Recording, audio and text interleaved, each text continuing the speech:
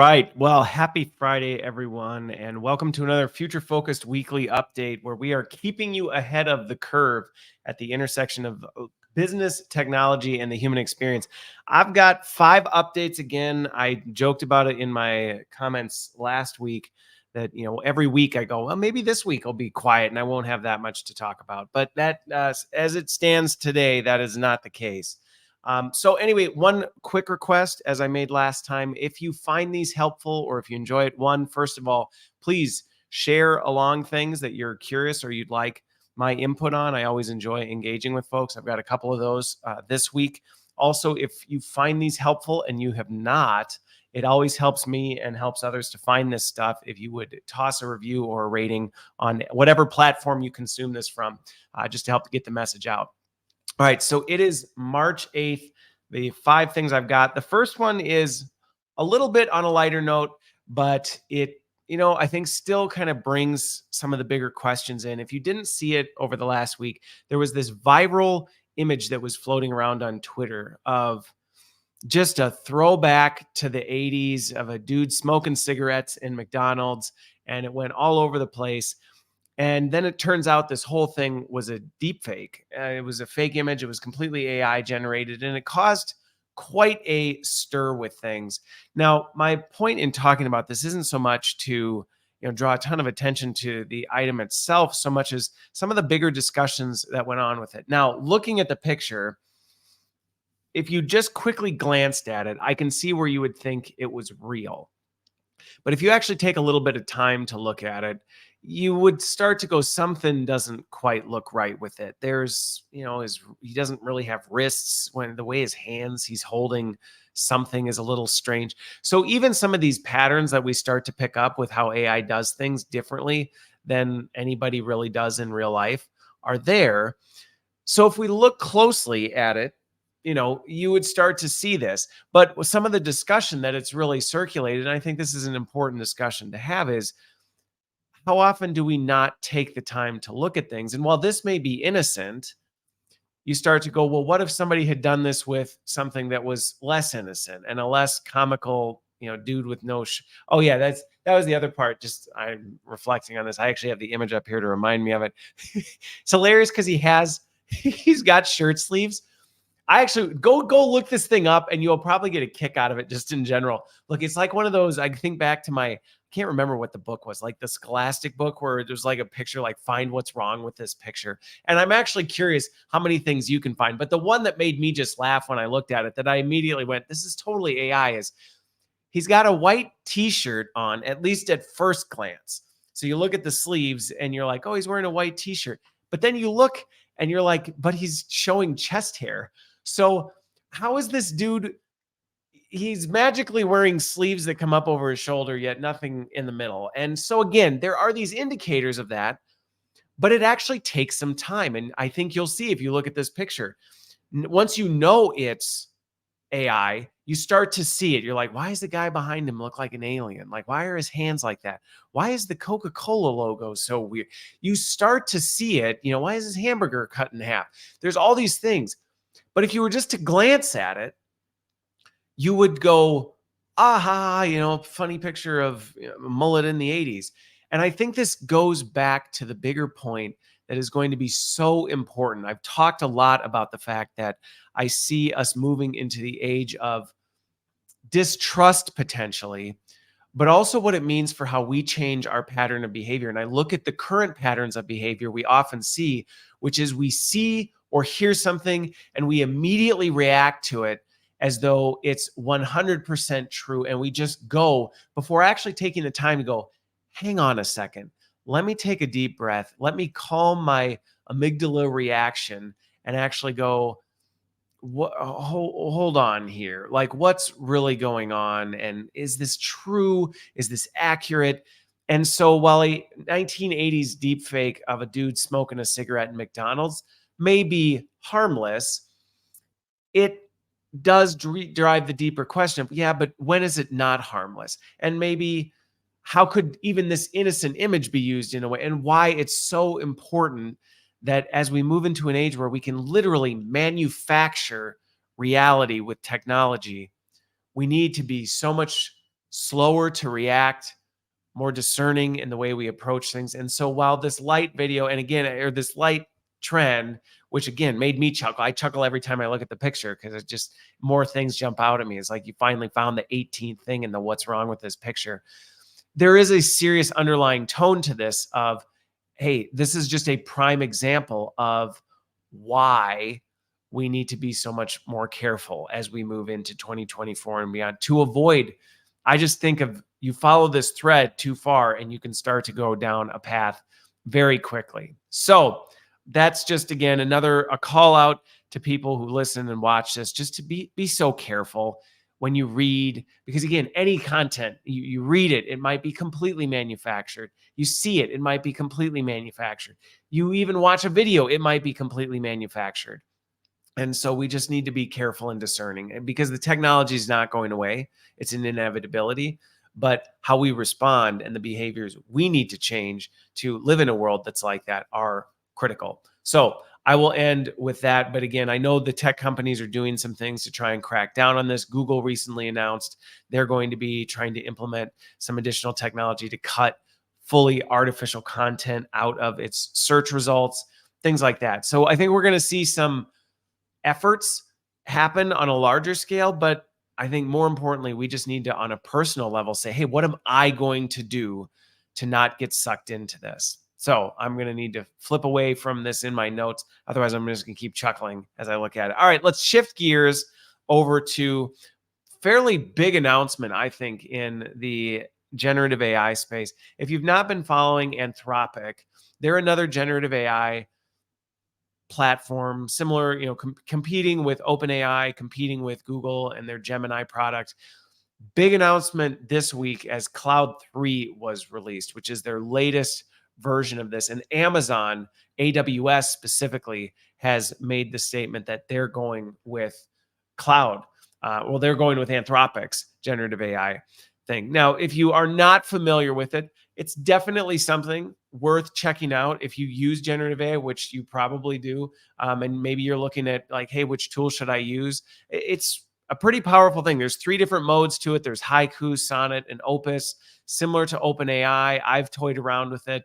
It has a pro plan where you're using Opus, and the free plan, you're using Sonnet. So there's a lot of just general use if you want to experiment with this. It does have limitations though. Unlike, it doesn't have an image generation on it.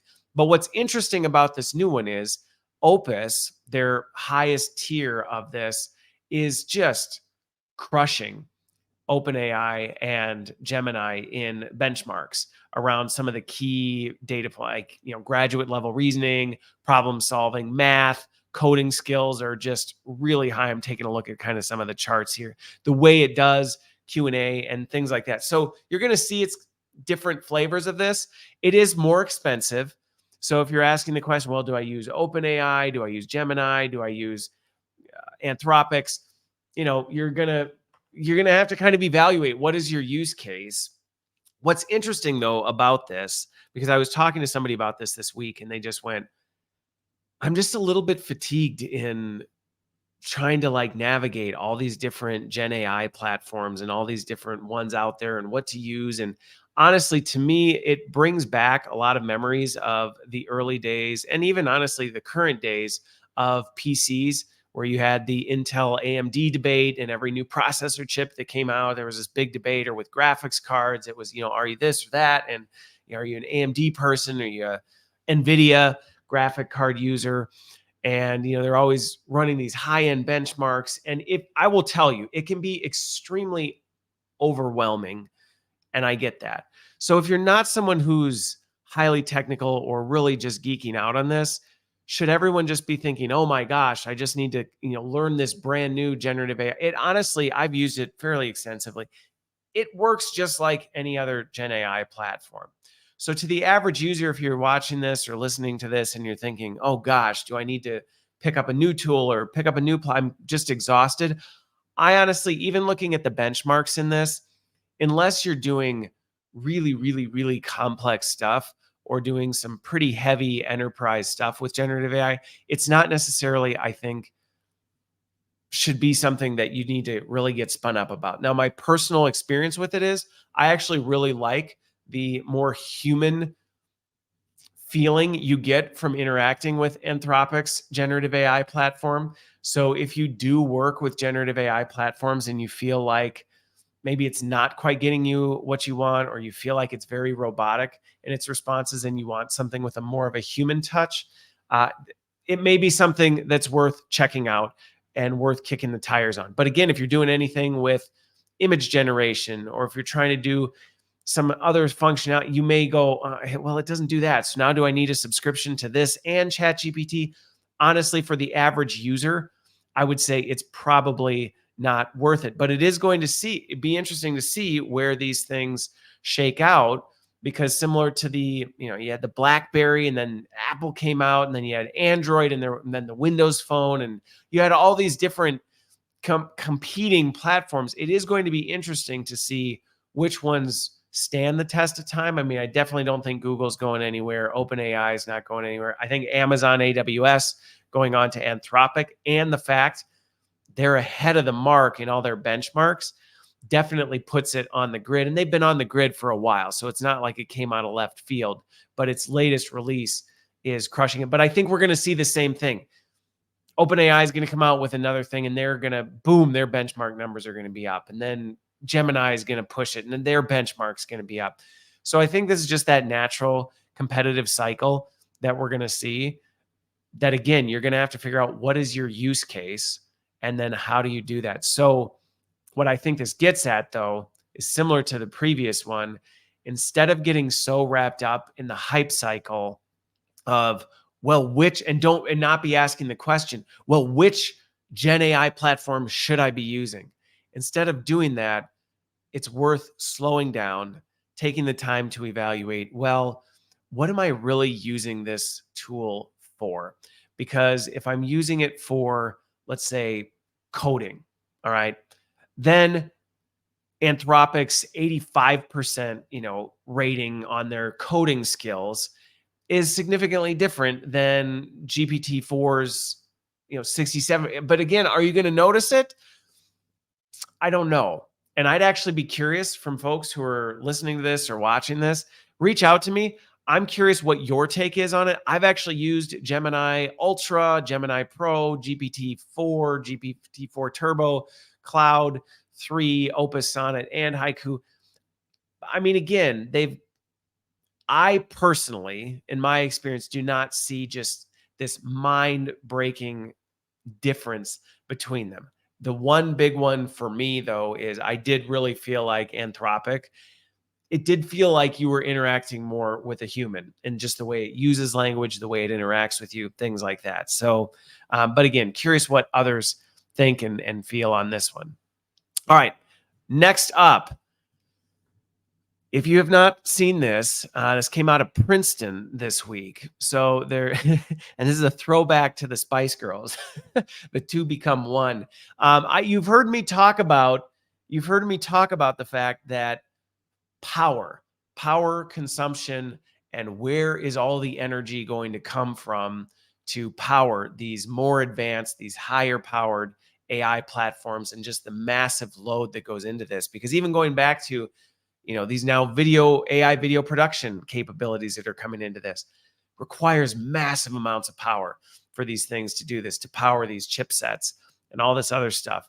And interestingly, Princeton came out, and their Princeton Plasma Physics Laboratory, the PPPL, came out and said they've had some pretty monumental success in training AI to help solve the fusion crisis. It's not a crisis, but solve the fusion problem. How do we actually get clean energy? So if you're wondering, like, what was the Spice Girls reference? Well, fusion is the smashing together of atoms to generate ridiculous amounts of clean power, which is, again, a massive innovation in the energy space if we can crack this thing. And what they did is they're actually specifically training it to prevent, I'll get a little technical here, but I'm even not a physicist or a fusion power engineer, so don't ask me a bunch of follow-up questions. But essentially what they're training it on is to prevent tearing mode instabilities. Now that may be way over your head, but one of the things, I've watched a lot of videos on how fusion works, And it's pretty amazing. If you have not watched a video of a fusion generator or a fusion accelerator, it's pretty interesting the way they smash these things together and it creates plasma. But one of the problems with this is as it creates this plasma, they're using superpowered magnets to do this thing, and it can go out of control. It's very unstable when it's doing this, hence the tearing mode instabilities, where this magnetic field just starts to go out of control with the plasma. There's breaks in the magnetic field that it loses control. It loses. Again, I'm not a physicist in this one, so don't ask me all of the details on this. But I get it because I've actually seen these generators go and you see it break and you go, okay, I can see where that's a major problem as we think about fusion power, because you're dealing with massive amounts of energy, massive amounts of heat, and you don't necessarily want this thing going wrong. And for it to be sustainable, you need to get rid of some of these things. And humans have kind of hit their cap. Well, what they've done is they've trained, and this goes back to a lot of the things, if you follow me, where I've talked about how this broad general generative AI and smart AI, we're going to start seeing it get much more specialized. And this is where we're starting. A perfect example of this at Princeton, they have taken all the data from all these fusion reactions, which again gets to some of what we're going to see over the coming years. You need lots of data to train AI. So you need to have lots of fusion reactions to have enough data to train AI on, hey, here's a problem we're consistently running into. How do we fix this? And Princeton has this week announced they've made some significant advancements in training AI to help them solve this problem.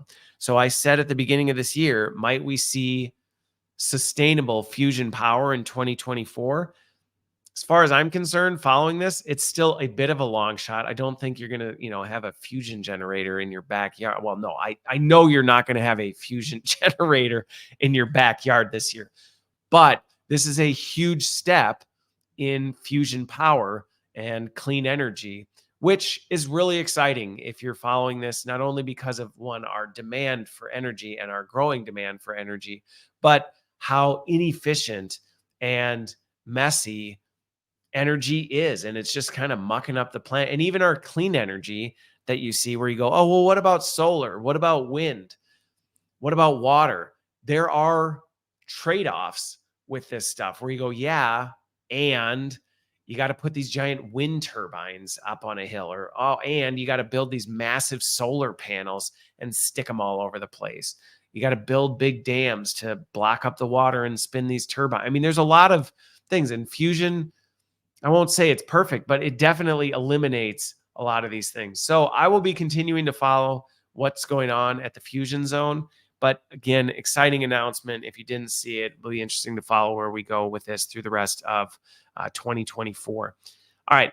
Next up, a question came in and it was interesting. It was in response to a couple of weeks ago. I had talked about how there was this big announcement, all these higher ed schools, universities are jumping on the AI degree program bandwagon where, hey, now you can go get a thing. And I just said, hang on, before everybody goes out, and I'm just kind of reiterating, you can go watch the video if you want to, but before everybody runs out and gets a degree in AI, I don't have a bachelor's degree in electricity and a master's in the internet. So it might not be the wisest decision to run out and get a master's or bachelor's in artificial intelligence. But what that led to was somebody reached out and said, what about ethics and philosophy? Might we see something more in the space of that in the workforce where companies have an ethicist at the C-suite or at a senior level helping drive some of the ethics? And actually, what's interesting about this is I have seen that already in companies that I talk to where they're either vetting this in their HR departments of, hey, is this a role that we need in the organization? Someone who's really streamlining and steamrolling ethics as we think about AI. Might that also then translate to degree programs in those spaces, things like that? I mean, I think we already probably have that covered in a lot of, there might be specializations because you can go get a degree in philosophy or ethics now. Might there be more of a specialization in technology? But I think as we translate it into the job market, I do think we're going to see a rise in this. My thoughts on it, though, are I don't know that that's the right solution to the problem. Might it be helpful? Yes.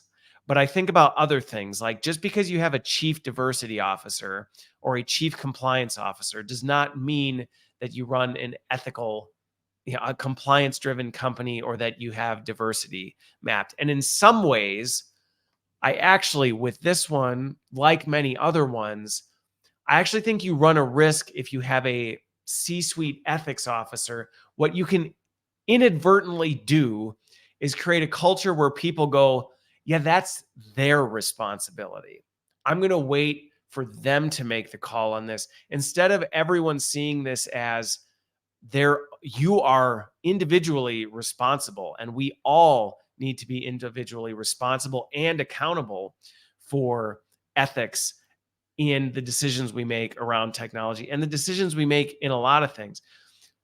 What I am actually hoping this move towards a greater focus on ethics and the implications of that, what I'm hoping it actually does is it actually drives the conversation that, hey, how do we build this into the role and responsibility and the accountabilities of every employee? And how do we make that more embedded into the fabric of our organizational culture rather than, I think sometimes I've seen over the years when companies create a role, it actually results in people taking less responsibility and accountability for their actions because they literally see it as, that's their job now. I don't necessarily need to go there. But does that mean that we're not going to go down that path? I already know we are. I've already seen and talked to organizations that are starting to investigate or even actually open roles in this space. That said, I think to anybody watching and listening to this goes back to similar to the first point I made. This is an area that I think everyone is going to need to lean into and say, hey, what am I doing to establish guidelines around the ethics and morals of the decisions we make, not only around technology, but what it means for the people around us, the implications on, if you watched my live stream this week, I talked a lot about, the whole topic was about sustainability and how do we think, and not sustainability just in how do we go green, but how do we make decisions and choices by thinking through the longer term implications that often we're so in a hurry to do something, we don't think of what's around the corner. And I think the ethicist component is very similar, where it's like, well, I think we, especially as learning leaders, need to think about how do we actually build the muscle of ethics and philosophy in all of our employees?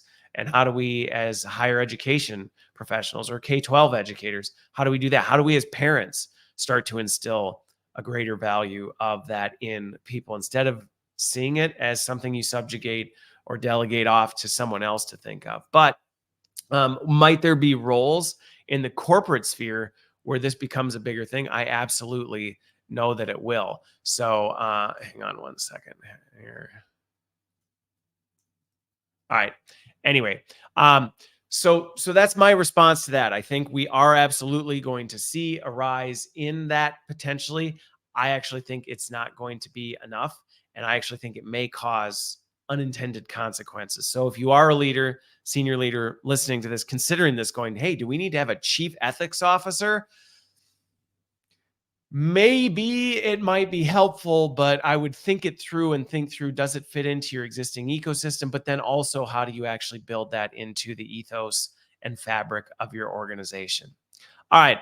Last but not least, this one, I immediately, when this headline was brought to my attention, somebody sent it over to me and said, did you see this?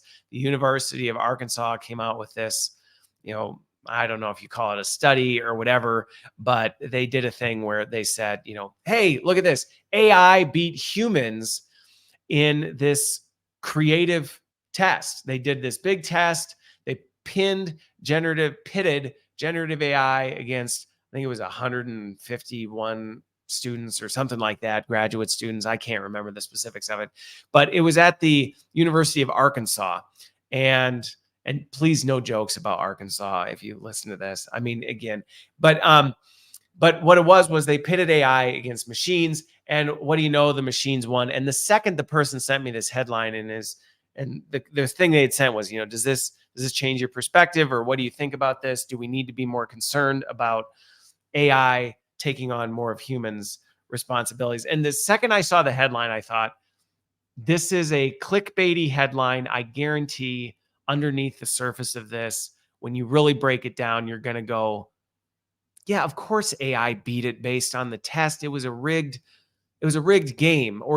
Or I think it speaks to how much we need to change the way we define what good looks like for human performance. So sure enough, I go read more about this. I start researching what it is that they actually did. And it was a standardized creative potential test. So it was the standardized test around creative potential. And it is extremely more misleading because as you start digging into it, you start to see that they asked students or whoever was involved in this test to come up with creative ideas around specific things. Come up with as many creative ideas as you can with this. And then they asked generative AI to do the same thing. And wouldn't you know it, generative AI kicked the humans' butts. It came up with way more ideas. So there you go. Ta-da, AI beats humans. And I just went, no, it doesn't. And what's funny is some of the articles actually even acknowledge, you could hear all the like backpedaling even in the article where they're like, AI beats human. Well, but this and that and this and that. And so I immediately looked at this and went, okay, so you asked generative AI to come up with generative AI, which is trained on and has access to all of the internet and can move at speeds exponentially faster than human beings. And you went, come up with as many possible ideas as humanly possible. Of course, generative AI is going to win, because here was another interesting thing. I even looked into it and it was like, did you even grade how good the creative ideas were? And of course, well, no, there was no assessment on were these ideas even good. I mean, if you just literally said, think up, they can be the dumbest ideas ever, people would come up with more ideas than they would if you gave them criteria. So this wasn't even graded on were the ideas good, were they quality ideas. It was just a volume game of that. So one, that did not surprise me one bit that generative AI kicked humans' butts. But I look at that and go, okay, to me, that still very much speaks to how humans and AI can work together, because it speaks to a human's natural limitation. One, we don't have access to all the information. So are we going to be more limited in the volume of ideas that we can come up with? Of course we are. Do our own personal biases and insecurities limit? I mean, I have a feeling that people who are involved in this study may have even had more ideas than they shared.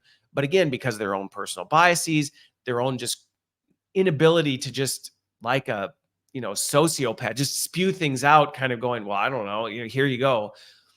Of course. But to me, that's where humans and machines can work together, because again, if you need that divergent thinking of come up with as much as possible, what better tool to use AI for that then you use humans in partnership with AI to go, all right, but like, let's refine these. How do we actually rate and rank these? What ones are actually good ideas and what ones are actually really stupid ideas that, yeah, they may be creative and you might have a million of them, but they're idiotic and you would never do anything with it.